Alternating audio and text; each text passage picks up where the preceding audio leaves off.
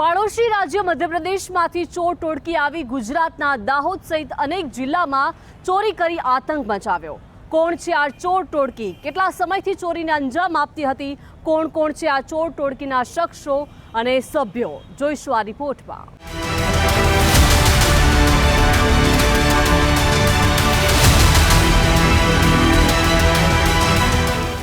ગુજરાતના સરહદી જિલ્લાઓમાં માથાભારે ટોળકીઓ દ્વારા ચોરી અને લૂંટ સહિતના ગુનાનું પ્રમાણ વધ્યું હતું।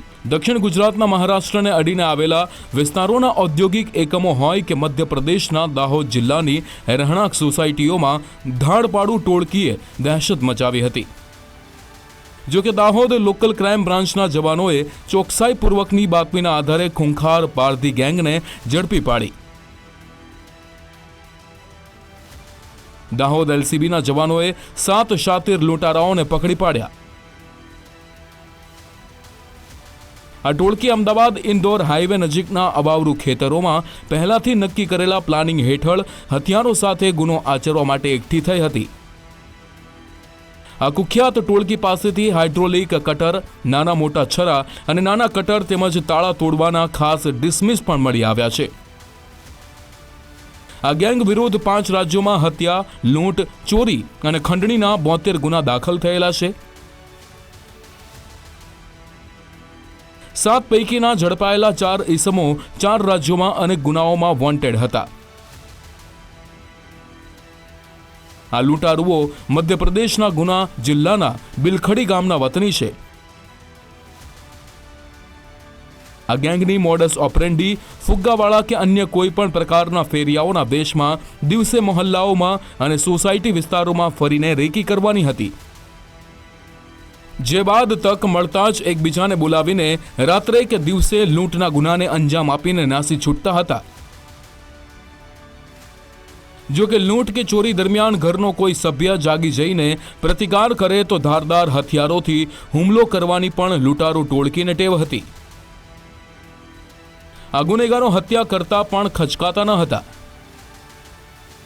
એક આંતરરાજ્ય ગેંગ, ધાડપાડુની ગેંગ, જે તીક્ષ્ણ હથિયાર અને ઘરફોડ લૂંટ ધાડ કરવાના સાધનો લઈ અને દાહોદના હાઈવે વિસ્તારની આસપાસમાં ભટકી રહી છે એ પ્રકારની માહિતી મળતા એલસીબીની ટીમ દ્વારા સમગ્ર વિસ્તારને કોર્ડન કરી સર્ચ ઓપરેશન હાથ ધરવામાં આવ્યું હતું। અને સર્ચ ઓપરેશન દરમિયાન 7 જેટલા ઈસમો છે એ પકડવામાં આવ્યા હતા। અને આ લોકોને ચેક કરતા તેમની પાસેથી અલગ અલગ હથિયારો જેમ કે છરા, કટર, ગણ, સીણા, ઘરફોડ કરવાના અન્ય સાધનો, ગિલોલ અને તીક્ષ્ણ હથિયારો મળી આવ્યા હતા।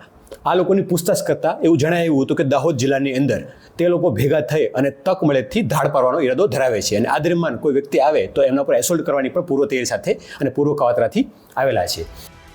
મધ્યપ્રદેશની લૂંટારૂ ટોળકીએ વારંવાર ગુજરાતમાં આવીને સૌથી વધુ લૂંટ અને ચોરીના ગુના આચર્યા હોવાનું પ્રાથમિક પૂછપરછમાં કબૂલ કર્યું છે। દાહોદ લોકલ ક્રાઇમ બ્રાન્ચે 7 લૂંટારુઓને કોર્ટમાં રજૂ કરીને 1 દિવસના રિમાન્ડ મેળવ્યા છે।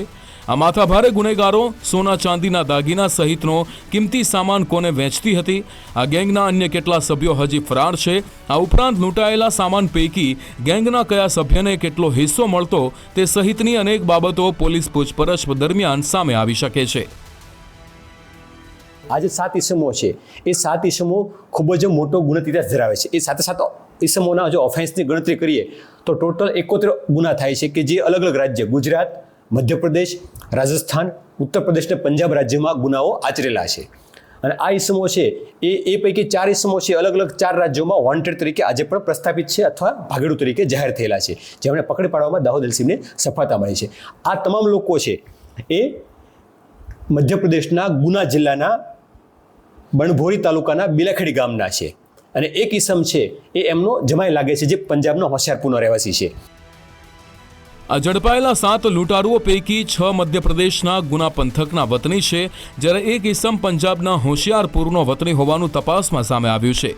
દાહોદ લોકલ ક્રાઇમ બ્રાન્ચે લૂંટારૂ ટોળકી અત્યારે કોઈને શિકાર બનાવવાના ઈરાદે આવી હતી કે પછી હજી રેકી કરીને ટાર્ગેટ નક્કી કરવાના હતા તે મુદ્દે તપાસ ચાલુ છે। આ માથાભારે લૂંટારૂ ટોળકીની પૂછપરછમાં આગામી દિવસોમાં સ્ફોટક ખુલાસા થઈ શકે છે। સાબિર ભાભોર, ગુજરાત ફર્સ્ટ, દાહોદ।